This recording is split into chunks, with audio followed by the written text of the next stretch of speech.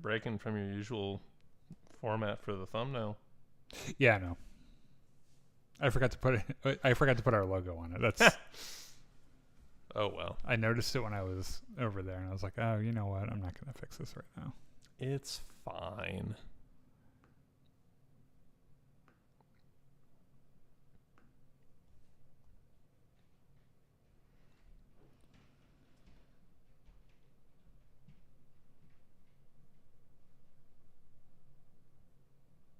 Oh, there's a new Star Trek show coming out.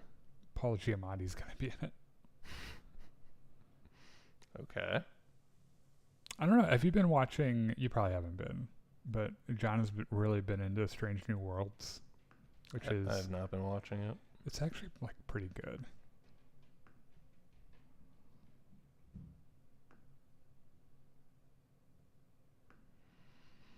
It's very like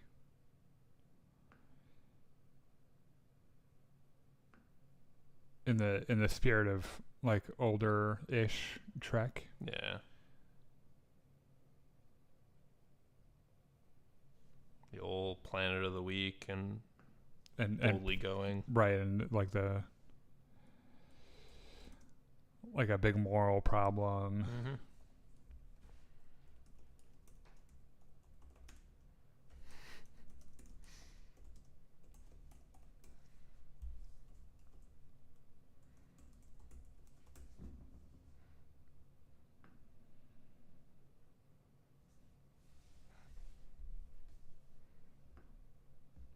Well, let's do this so we can be done and go and eat. That's a good idea.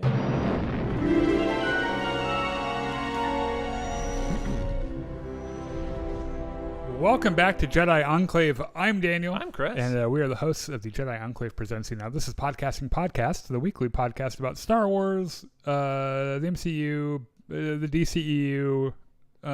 Basically just anything we're interested in. At some point, we're probably going to be talking about that cool Alien show that's coming out later this year. But the point is that we talk about nerdy things that we enjoy. This week, while there is a little bit of Star Wars news, we just got back from Fantastic Four. We saw Fantastic Four First Steps, which I thought was a lot of fun. Yeah, actually, it's pretty good. So we're gonna talk about that while you're here. Also, I'm gonna get us a move on, because if I can get this under an hour so that we can eat, that'd be fucking great. Also, go and like us on Facebook Live, YouTube, Twitch, Discord, and Blue Sky. And before we get into the Star Wars news, let's talk about a couple of trailers that we saw. This has nothing to do with Fantastic Four or anything else. I'm just... one of the trailers we saw in the theater before Fantastic Four. Badlands. The Badlands trailer is Yeah. in there. Yeah, okay. I was looking at my list and I was like, wait, did they show Gen V? No. Yeah, so this looks like a... for a little bit of, like, I guess, context, they did Predator or Prey a couple of years ago, and it was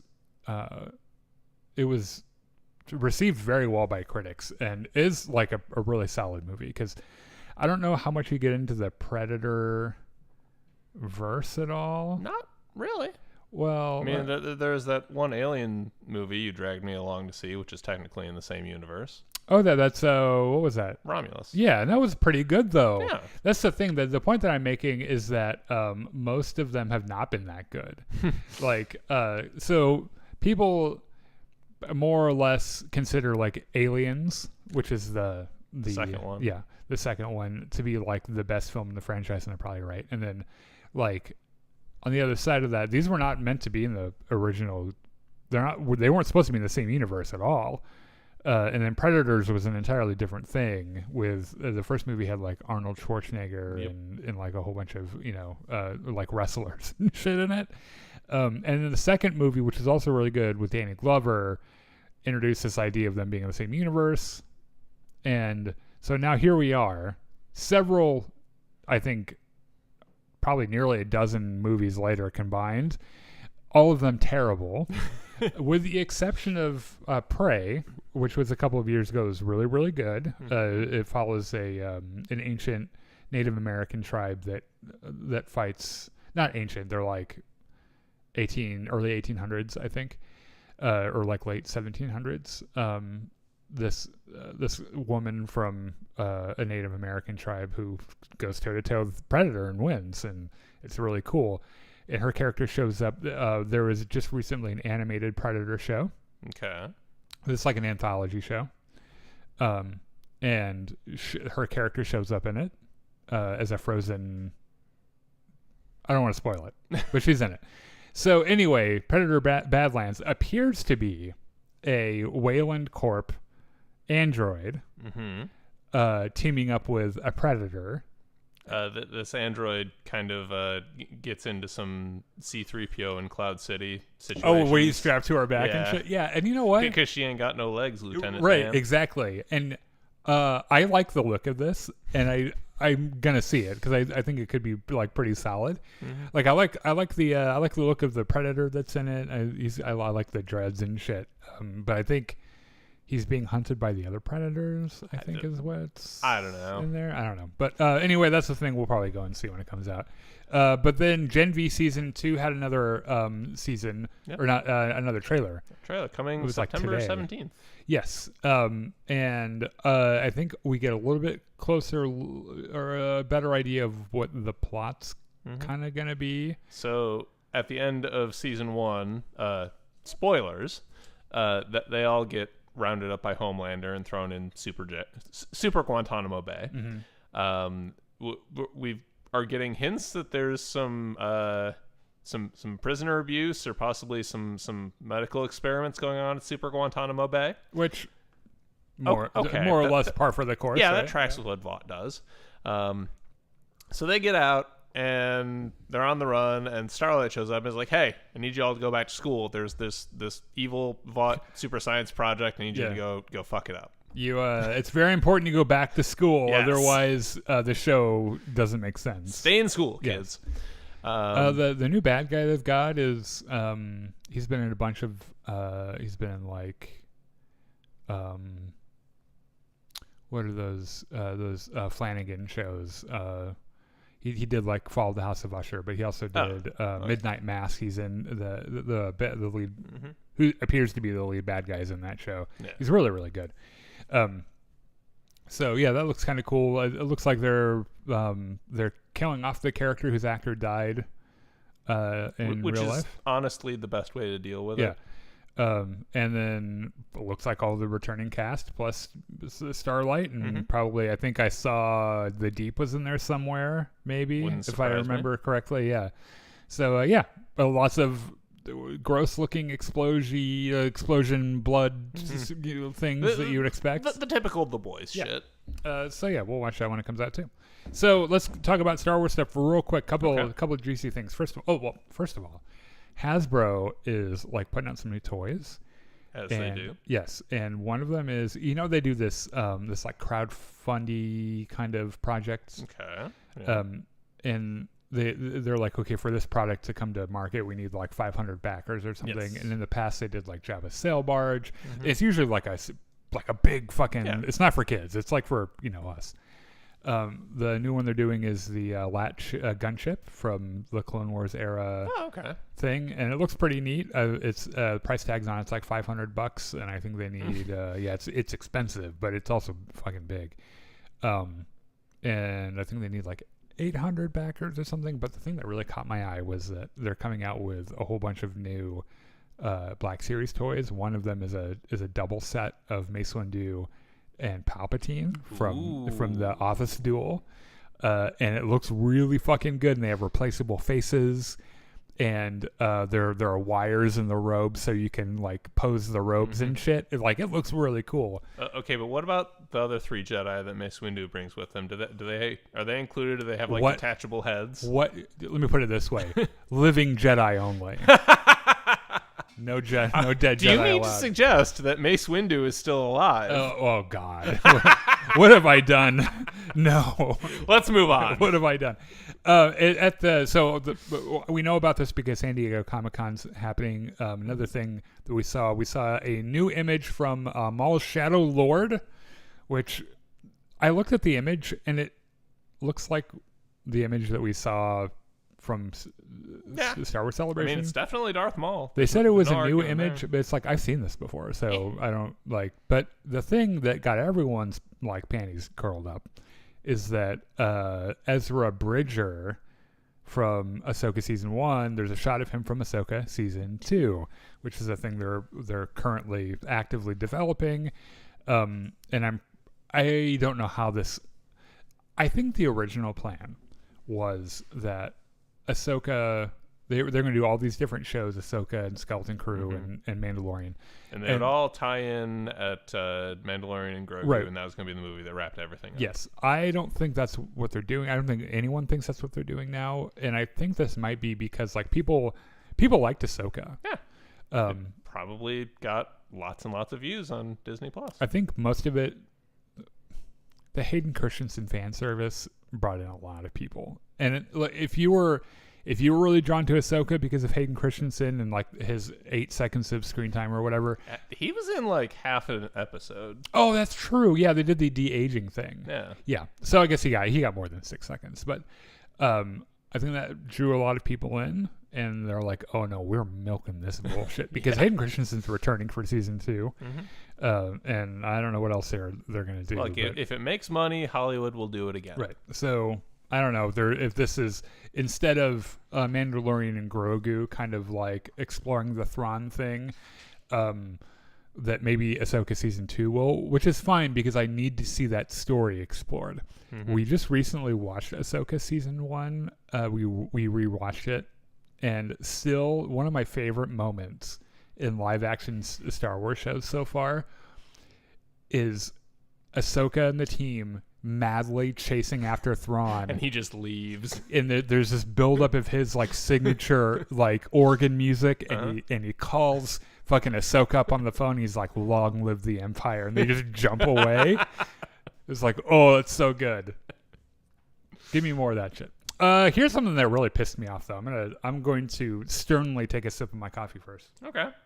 Is this related to everyone's favorite gaming company, okay. Ubisoft? Let's start off with the foundation. Yes. Which is that apparently they were in pre-production of an Outlaws 2 sequel, like an Outlaws sequel, and then it got scrapped.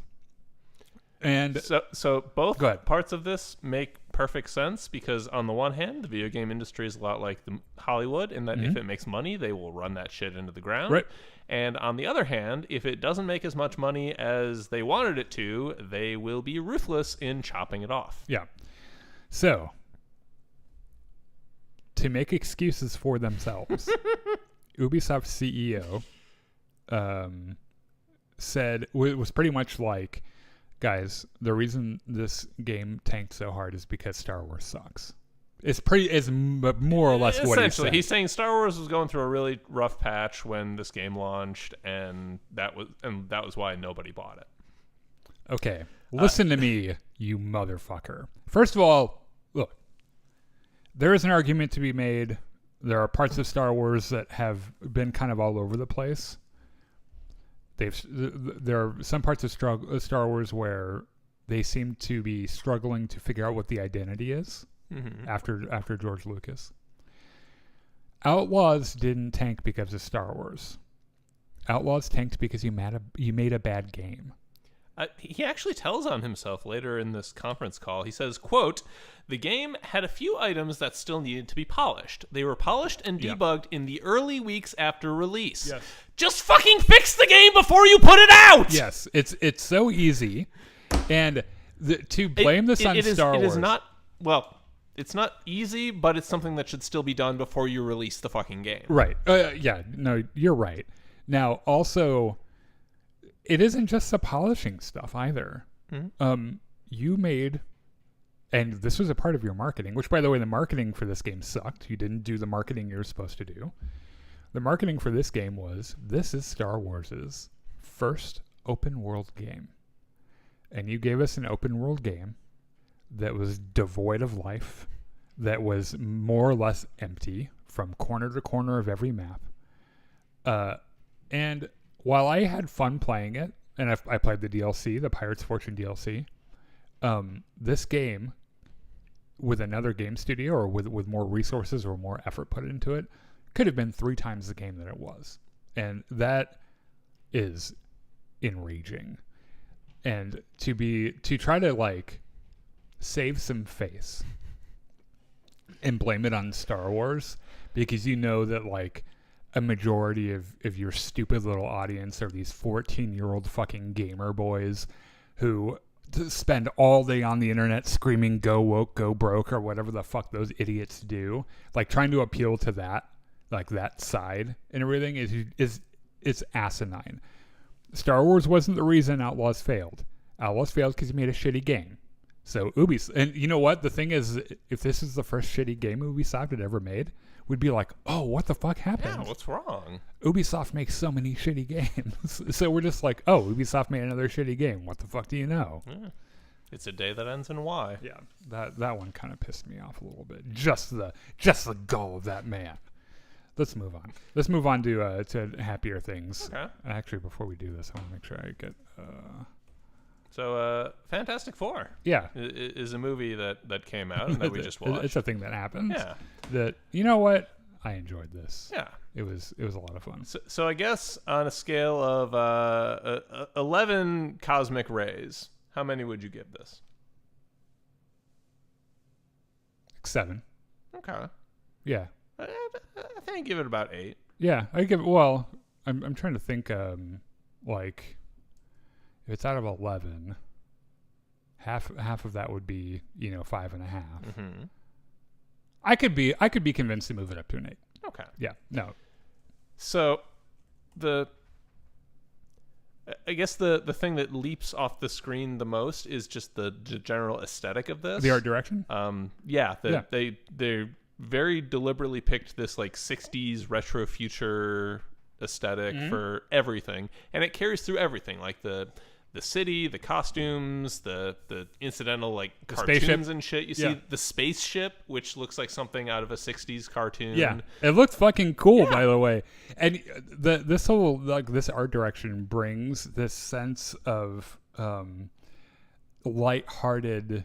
It's a little campy. Right? Yeah, and there's something about it that I love so much because don't get me wrong, guys. I love my gritty MCU movies when they're done really well. Mhm. I like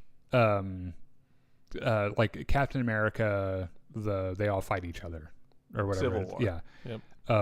All that shit leading up to Infinity War and Endgame. That like, Sure. I love those movies and I love that storyline. But they just seemed to keep it, like they wanted to keep that going, and we needed a little bit of color, and then they tried to give it to us with Thor: Love and Thunder, and we're like, nope, too much color. We don't want that. But what about blue? What about like if we just Yeah, make what if the we whole just movie do blue? the color blue? How's that? Yeah, and you know And what? it worked. You son of a bitch. you figured it out. It's the color blue. That was what we needed. I think this is our spoiler-free Yeah. section of the review so far. So if you've like not seen it, you still got some time. But I think another thing that works so well with this movie is the cast. Pedro Pascal as Reed Richard. Vanessa Kirby as Vanessa, Storm. right? Okay, so Evan Moss-Baccarat, who's from The Bear, we know from The Bear, he's really, really good in that. Also from Andor season 1. Yes, yeah, he played Skeen, Skeen. Yep. and is also in the like axe forgets, but the tree remembers. yes, he plays Ben the Rocky dude, The and then thing. yes, yeah. And then Joseph Quinn, who I find to be personally very sexy, playing Johnny Storm. Who I think that's a rule when you do Johnny Storm Johnny always Storm. has to be a heartthrob. right. So like the original, well, not the original, but like the early 2000s one was Chris Hemsworth, not Chris Hemsworth, Chris the other one, Yeah. Captain America, Chris, that guy. Which they used to great effect in Deadpool and Wolverine. Right, yeah. And then when they did that terrible reboot, they did get Michael B. Jordan to play the Flash, though, and he is also gorgeous. And then we've got Joseph Quinn. So That's kind of just Johnny Storm's character. yeah, he's sexy, Yeah. heartthrob, playboy, kind of wants to fuck everything, and double if it's from space, apparently. I guess. Yeah. And then a bunch of others. So I think they're kind of the main cast. There's an adorable robot called Herbie, right? Who I love. I love that his eyes are like the spinning tapes, the tape reels. Yeah, and also at one point they like pop out the home tape from his head and put in the space tape. Which is that because we're going to space? Is it like programming or? I think so. Or maybe it's just like maybe it's a cut scene that it's like a mixtape for when they're like around the house or they're like flying into space. I have no idea, but like none of the science in this movie makes any sense. No, and it's not supposed to. It's not supposed to. Yeah. It fits with the retro future aesthetic, right. where like it just has to look convincing and cool. Yeah. And like really swoopy.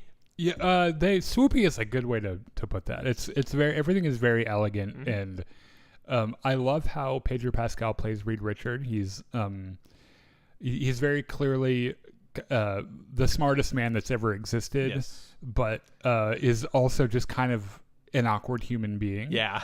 Which again is the essence of Reed Richards' character. Right. Like it is a marvel he could get Sue Storm to fall in love with him because he is so fucking awkward. Right. You have to imagine he must have, when he asked her out, delivered one of the most well-reasoned logical debates or like well-reasoned logical like pitches that like it was so logical and perfect that she just like couldn't find fault with it. Let me give you 83 points of why we should fuck. My 83 point plan for us being married, right?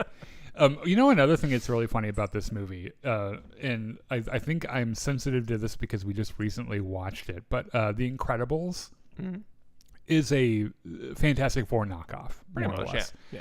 And it is set in the same kind of thing, the mid-century but techie looking thing, kind of goofy and campy. And they've got a bad guy who's also a mole person who shows up for like 5 seconds in the movie and shit. And it's just kind of they change it around a little bit, like the character archetypes. So like in Incredibles, it's the mom is stretchy and the right, daughter is invisible and the dad is super strong and the kid is a speedster. Yes. Rather than lighting himself on fire. Yeah, and then the infant is like jack of all trades, super baby, which again, not to get into spoilers, but we'll get to that in a second. The music was written by Michael Giacchino. I was going to ask. I know you're kind of over Michael Giacchino. I'm a little bit, but this one was fine. The main theme, I really like. The one with the chorus shouting Fantastic Four? I kind of like it. I think it's campy and it fits in this movie really well. He understood the assignment pretty well, I think. However, there are a couple of moments from the movie, and look, if you're a regular moviegoer who isn't like a professional musician, you probably won't even notice this. But like, he copied and pasted some of the music he did from Lost in here for one scene, and it's like, oh, it's just Jack and Kate from the island, and then we have to go back to the island. Yeah, Kate, we have to go back. And then the other is he just took some of the music straight from the Mustafar scene out of Rogue One and put it in. You know what? It wasn't even this that bad. This happens. Composers repeat themselves all the time. I know. It's just that like in the case of John Williams, when he references himself, what he's referencing is so insanely perfect that you don't even get mad at it, really. And while I like Michael Giacchino, he's no John Williams, and nobody is. Yeah. Now hold on, because what is ironic about this little tirade that I'm on right now is that Michael Giacchino did write the music for The Incredibles. And The Incredibles is fucking amazing music. Yeah, The Incredibles has that really swinging jazz. Yes, and they had like a bunch of members from Gordon Goodwin's Big Fat Band that were in the recording sessions and everything. And I would have shit my pants if Fantastic Four would have had that score. That would have been really cool. Also, probably a little too zany for what they were trying to do. Just a little bit. And then also, and this isn't too much of a spoiler because I think it was in pretty much every piece of marketing, but Ralph Ineson playing Galactus, who is kind of a big he's a big guy presence. who eats planets. So that whole thing, it's nice to go and see a Marvel movie that is almost completely disconnected from the rest of the MCU. Like 5 seconds in the movie, they say this is a completely different Earth. Right, different dimension, and it's nice to see an MCU movie that is also like I walked out being like, I liked that instead of a oh god another one, because that's kind of how, with the exception I think of Wolverine and Deadpool, even Thunderbolts got a little MCU-ish a lot, and it's just like we need something new here, guys. Like, the people are tired of giant blue beams in the sky and like, you know, I don't know. I thought they did a really good job with that. Otherwise, yeah, I thought it was great. Pretty fun movie. As we're going through the plot, let us know if you've seen the movie in the comments what you thought and how much you liked it. And out of Chris's ridiculous scale, out of 11 cosmic rays, how many cosmic rays have you given it? So, spoilers. We're getting into spoilers. We're going to spoil the fuck out of this movie. Yes. So if you've not seen it yet, please sail for safer ground, or safer waters. Safer waters, yeah. Safe harbors. Yes, and then come back after you've seen it, and then let us know that we were right, and basically all of our thoughts on this movie. Thank you.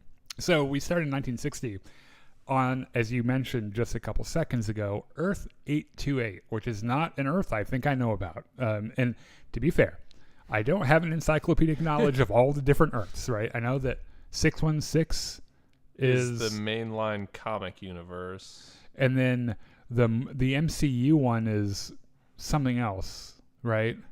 I'm trying to think. I think the Ultimate Universe is 1610. I forget what the. Let's see. The MCU is 199999. Okay. No, hold on. However, the MCU, the universe, is also referred to as Earth 616. Oh. Apparently, there's some discrepancy on this. Oh my God, what have I gotten us into? We're moving away from this. Moving on. Yeah, we're at Earth 828. Not the same as the Earth that we're used to.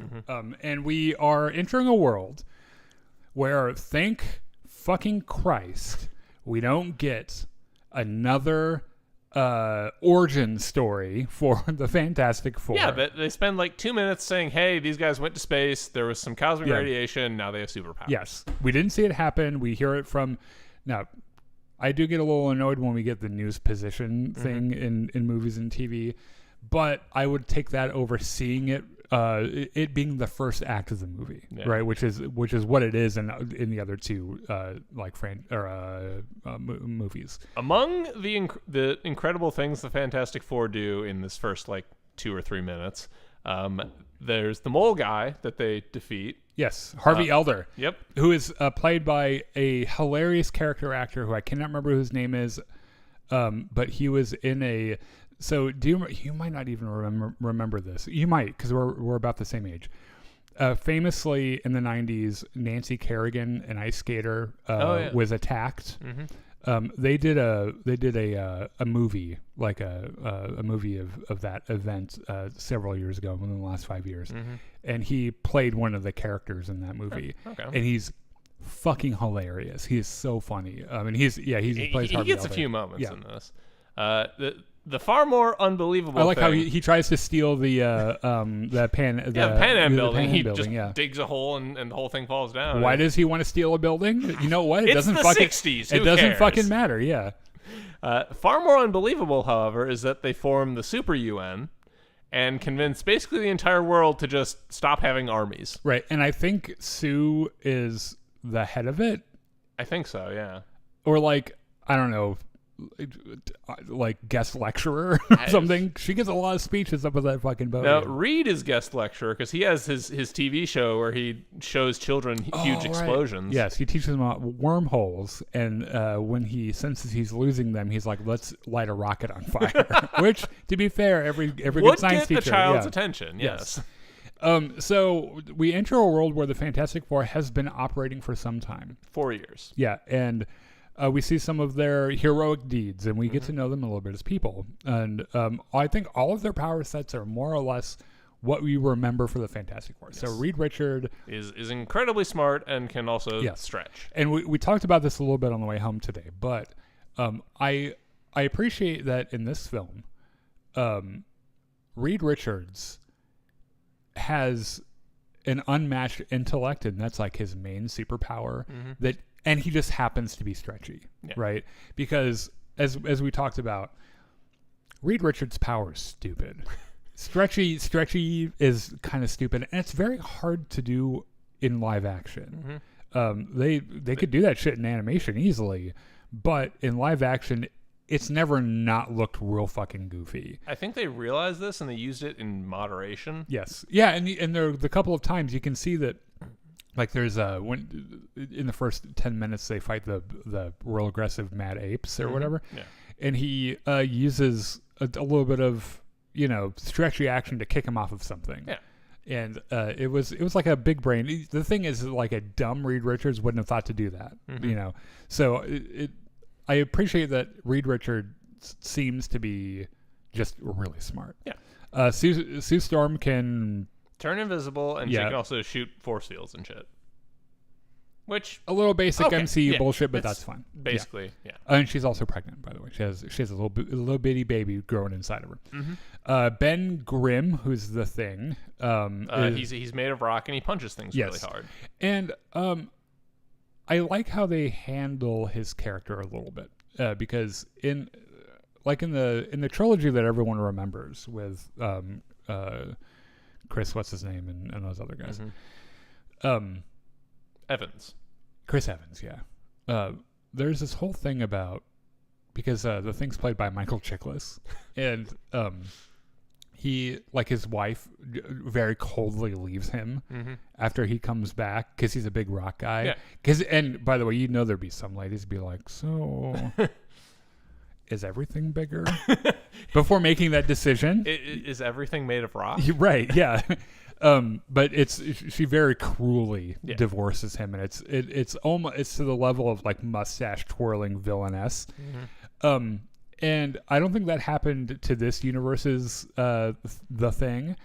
And they even give him throughout the movie, they give him a little bit of love interest in the form of Natasha Lyonne, who I fucking love, by the way. She's in Ryan Johnson has a streaming show called Poker Face that she plays the main character. She plays this like borderline trashy Sherlock Holmes type. She goes from place to place and solves murders. And she's also in other stuff too. She's really great. So I'm glad that they don't focus too much on his. There's one shot of him looking at through the glass at a TV that had his old face, and then the TV dies and you see his reflection, and it's symbolic. Yes, but he doesn't seem to be losing a bunch of thought on it, right? Yeah. And then Johnny Storm, who is Sue's brother, he lights himself on fire and flies. Yes, and just like you would expect in any other Earth or any other reality. Everybody wants to fuck him because he is very good looking, and he's good looking, he's young, he's presumably rich, and he's famous. Right. So of course. Now the thing that I like that they did about him is that he's always been kind of a dumbass in other portrayals. They give him some like shit to do in this where he actually he's not a dumbass. He's actually kind of smart, and he does this whole thing on his own. Underestimated. Right. So anyway, they're all fucking celebrities, right? And the world is living in peace. We're apparently on the way to a utopia. Yep. And then one day the Silver Surfer shows up. Yep. She shows up and she's like, "Hey, you're all gonna fucking die. Galactus is gonna come here and eat the planet." Yeah. The whole planet, literally. Yes. This is not a figure of speech. He's gonna come here. He's gonna open his mouth. He's gonna unhinge his jaw like a fucking snake, and he's gonna eat your whole fucking planet. And they're like. Can you not do that? Can you go and do another one? Another planet that's not us? And they're like, nope, we got to have this one. Nope, we got to have this one. So bye. Enjoy what time you have left with your loved ones. I'm going to go now. Yeah. Bye. Now, on her way out, Johnny Storm chases after her. And they have this little moment where like she looks at him and he's like, is this going? Are we gonna fuck? And she says something in a weird language and then she kicks him off her board. She's like, get the fuck off. And she zooms away. Yes. And so our heroes are stuck with this problem. Look, we need to figure out what Galactus's deal is so we can kick his ass and not have the Earth be devoured. Right. So fucking fire up the fantastic rocket. We're going to space. Yeah. the Fantastic Rocket. Yeah. Which I love the design of. Yes. And now that we're into spoilers, I have to. I had this thought halfway through the film, because you and I saw Thunderbolts at the beginning of the summer, and if you remember, one of the post-credit scenes of Thunderbolts is them, is the rocket showing up. Yeah. What is that about? I think we're gonna find out what that's about in Doomsday. Okay, because I was like, wait. I was expecting this movie to end with them being like, oh, we're going to another dimension, right? And it very much does not. Yeah, so, I don't know what that's about. Anyway, so they fucking go to space. Yeah, and there's a big problem here. Obviously, they want to save everyone, but they're like, well, we're about to have a kid, so like we'd prefer not to have the Earth destroyed. And so everyone starts putting their big brains to everything. Mostly Reed Richard, fucking on his chalkboard and their briefing, where their real ritzy looking briefing, gigantic fucking chalkboard. He's doing all his fucking equations and shit. And basically, what they land on is they're like, let's get to the rocket, let's go to him, and let's just, I don't know, we'll figure it out. We'll kill him, or we'll negotiate a peace, or I don't know. And then they tell the world, they're like, we're going to go. This mission will certainly succeed. We'll see you guys in a little bit. And they jump on the rocket and they take off. Yes. And first of all, I love this rocket. I love the fact that they have faster than light capability, which by way of the Star Wars Episode 2-esque engine they have to dock the with. Ship into the thing and it goes. Yes. I love the animation of them going faster than light. I think it's a really neat, novel way to show that kind of thing. I love that they have faster than light travel, but no artificial gravity. So like when they unstrap, they're floating around in the ship. Yeah, that is actually. I guess I didn't notice that before. Yeah, because every sci-fi staple has its own version of like artificial gravity and shit. Yeah. Yeah, I like that too.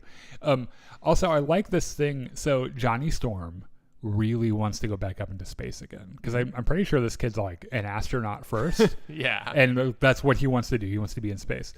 And they all have their fancy spacesuits and shit.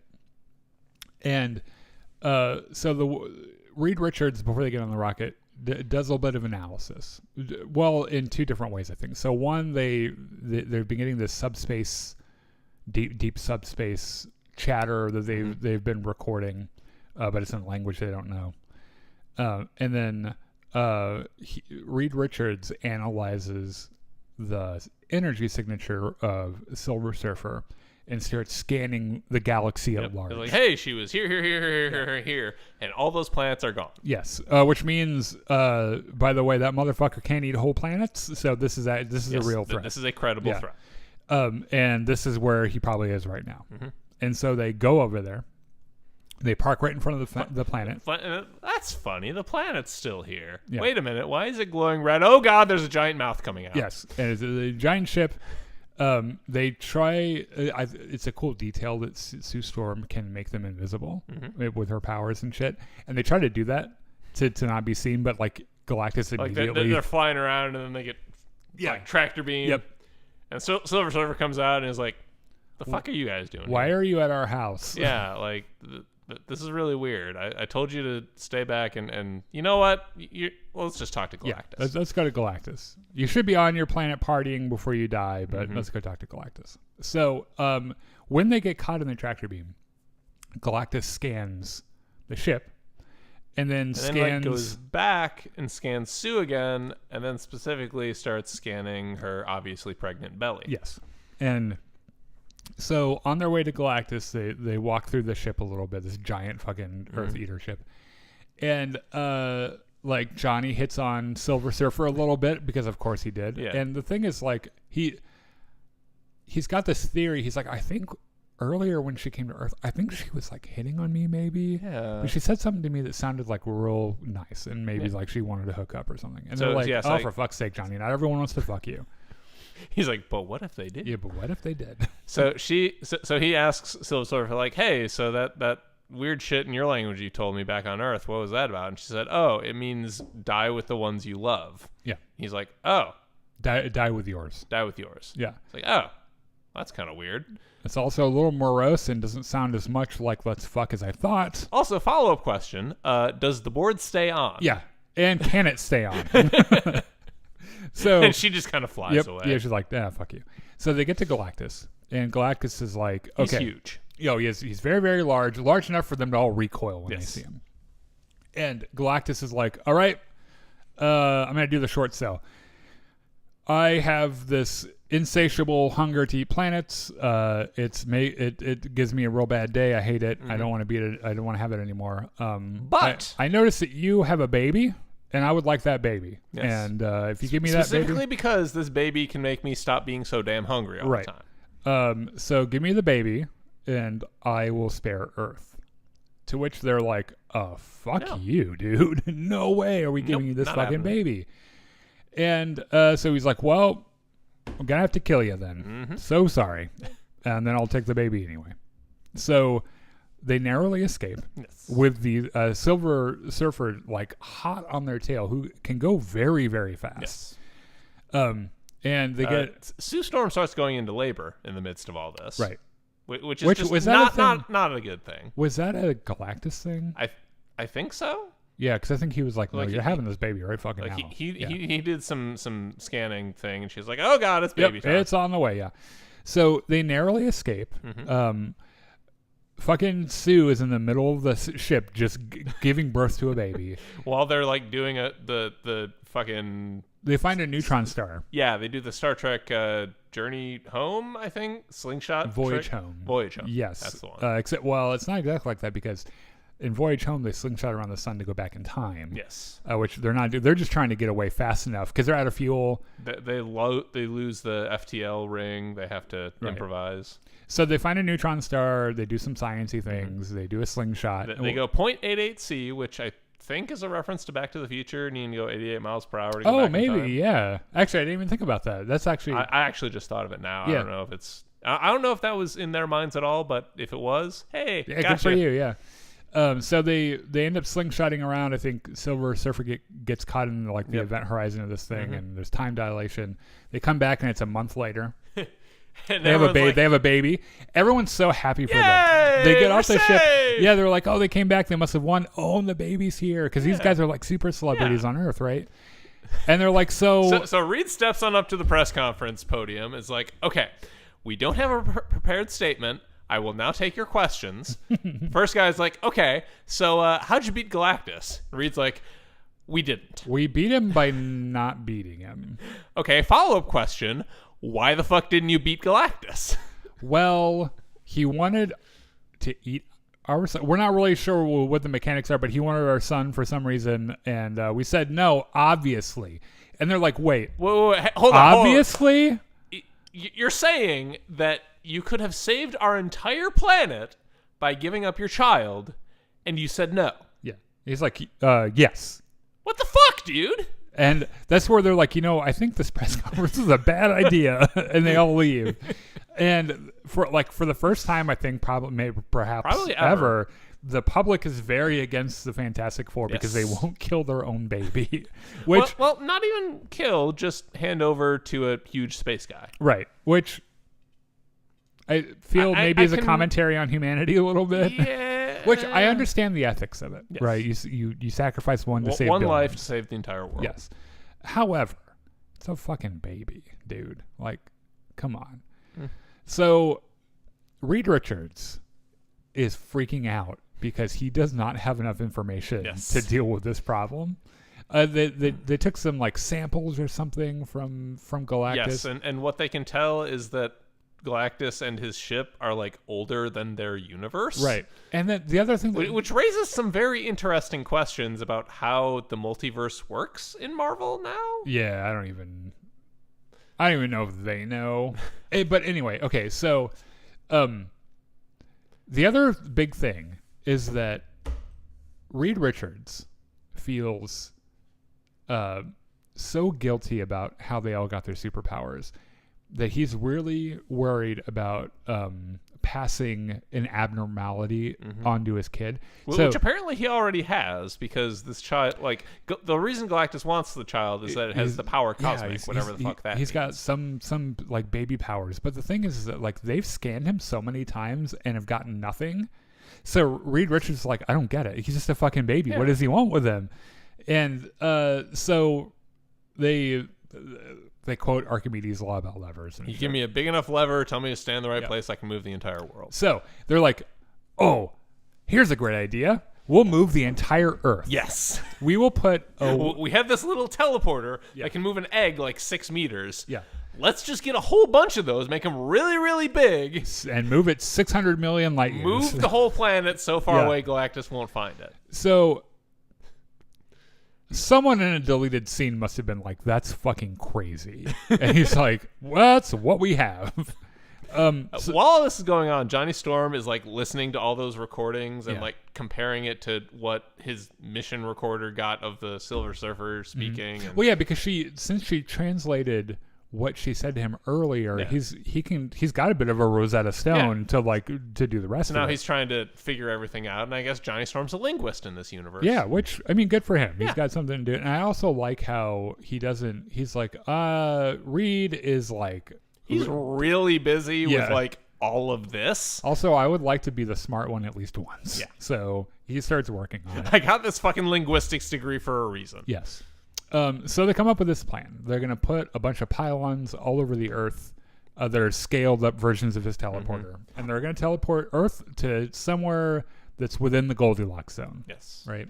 Now, there's obviously... Plus or minus 2%. Yes.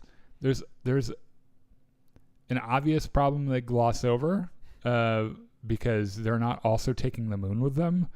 And we depend on the moon for a lot of shit. And like we've evolved on this planet to wrestle with the gravitational forces the moon puts on us. I think you are putting way too much I know. thought into this. I get it. I know. Like it's 60s retro future I get science. it. I totally get it.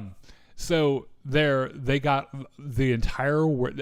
Okay. They got the entire planet to buy in on this, That's which is more- by far the least believable part of this Yeah. movie. It's like I could reconcile the science and just be like, oh, it's just science fiction, but like that way too far. Yeah, I could even believe that there's a gigantic planet-eating spaceship out there somewhere, and that's the reason why there's no one else. But the flying entire this world putting aside their the differences. entire human race not only agreeing to build these things, but also to ration electricity on the scale that they yeah. need to. Yeah. Because like moving that egg 6 meters causes a blackout in Manhattan. Yeah, it's a It big takes problem, so much power. but they get it to work. Yes. And They so make it work. They're booting it up. In 20 seconds, we're going to get out of here. And the Silver Surfer's here blowing up all the teleporters. Yes. So yeah, she shows up. First time, by the way, I think Silver Surfer is depicted as vaguely female, though in her form she's fairly androgynous, other than the hair. I guess a little bit of the face. I mean, she has titties. Does she? Yeah, in the movie. God, this is how you know I'm gay. I wasn't looking. So All right. yeah, so she shows up and starts destroying a bunch of all the pylons and shit. And fucking Johnny flies Except- out to meet her. except for the one. Yes, except for the one in New York. Yeah. Where instead she's going after Franklin Richards, the kid, and Johnny Storm flies down and is like, hey, so I translated all your babblings from deep space, and here we are. Let's listen to them. Also, I want to say, I did all this translating for you, and I hope at the end of this, you and I can fuck. Have a little kissy fucky. But until then, this is what I've discovered Yes. about you. And, and like he learns the girl's name Yep. and everything, and he says her name. She's like, "What the fuck, this dude?" And it's like, yeah, you came from a planet. Galactus was pulling up, and you were like, hey, let me be your guide to the galaxy and find only the most choice, delectable planets. The tasty And ones. in exchange, you will not eat my planet. And Galactus was like, okay. And so here are the death cries of all the up planets that you guided him to, and it's horrifying. And she like doesn't want to listen and fucking flies off. just fucks off. She's like, "I don't like this anymore. Goodbye." And he's like, okay, so like you recognize the moral dubiousness of your position here, right? Like, can you just convince the big guy to like go somewhere else, Yeah. or like take me instead of Franklin? And she's like, none of it works that way. Yeah, sorry. But I'm gonna go now. Bye. Yeah. So, well, Galactus is on the way now. And So he's they're like, pulling okay. up to Earth. Reed's like, okay, here's our plan. He wants Franklin. Guys, New plan. He wants Franklin. So what we're going to do is we're going to put him in this like radiation-proof, bulletproof bassinet. Yeah. We're going to stick that in the middle of the teleporter, the one teleporter we have left. We're going to lure Galactus in. We're going to bait and switch the bassinets and activate the teleporter, which is going to send him to the else. far end of the universe, where it'll take him he won't have millions a ship. of years to get right. back. He won't have a ship, so like he won't be able to go anywhere. And they're like, someone apparently was like that. You know what? Great idea. Good enough. Good enough. Yeah.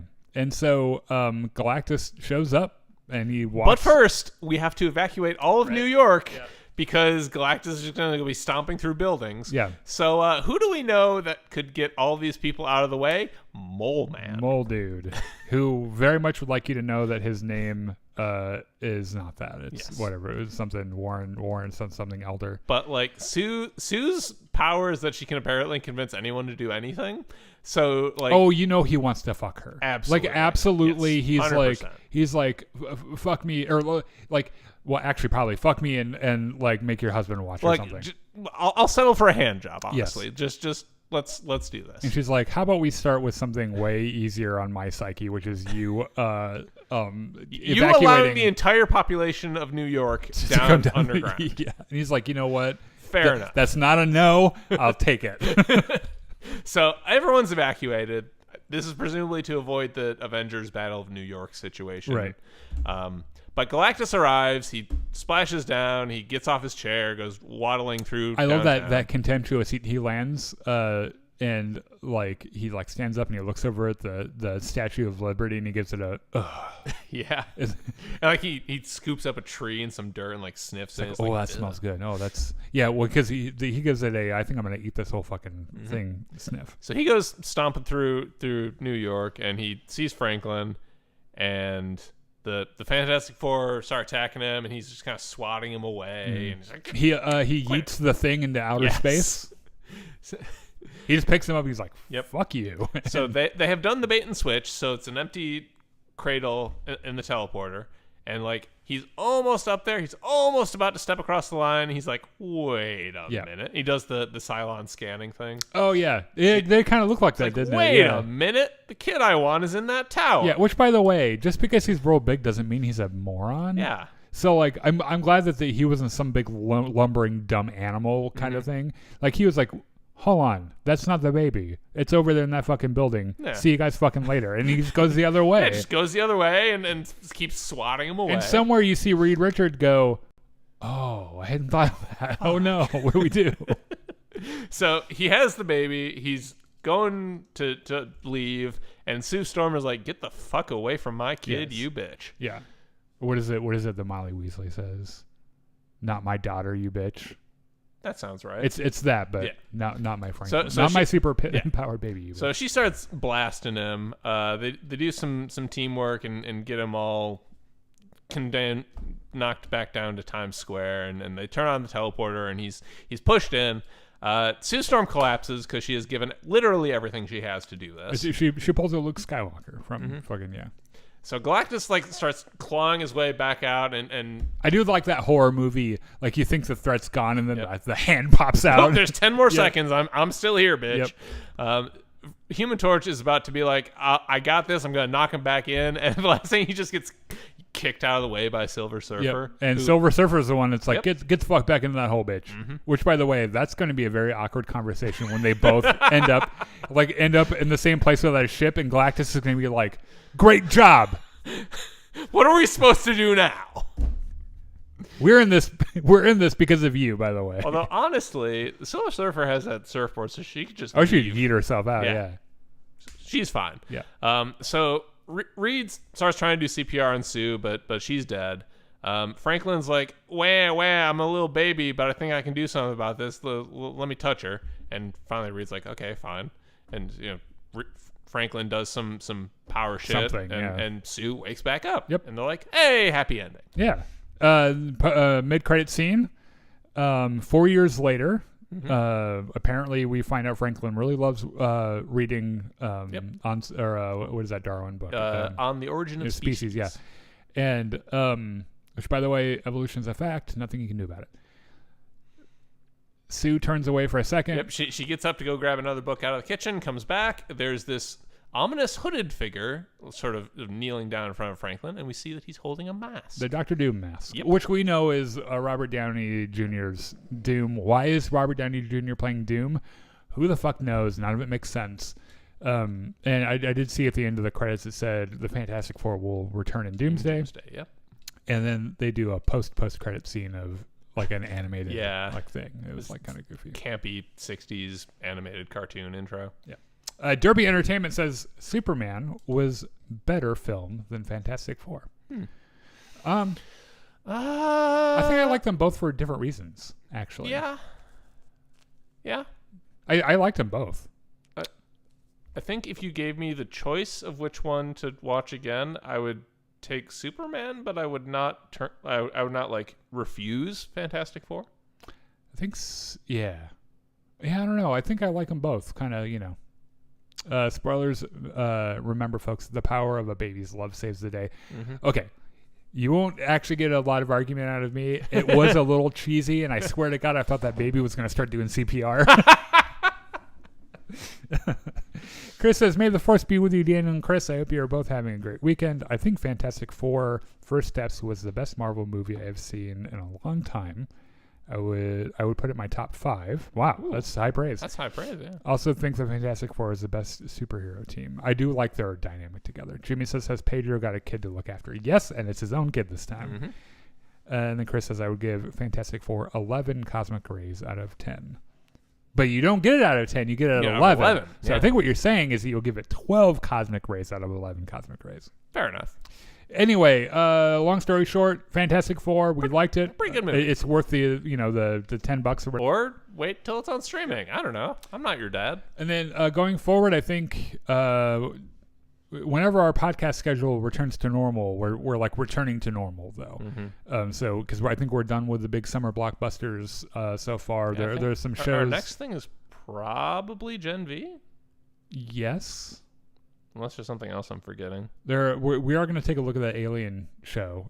We're also probably going to take a look at Welcome to Derry, which is a Stephen King show coming on HBO that I have a feeling might be really, really good. But yeah, I think our next, maybe we take a break until next Wednesday or whenever. I don't know. We'll be back. We'll figure it out. We will tell you when we are going to be back. But we'll be back with Star Wars Story Times and, the usual shit. Us talking about the shit we like. Yeah. So thanks for joining us today. We really appreciate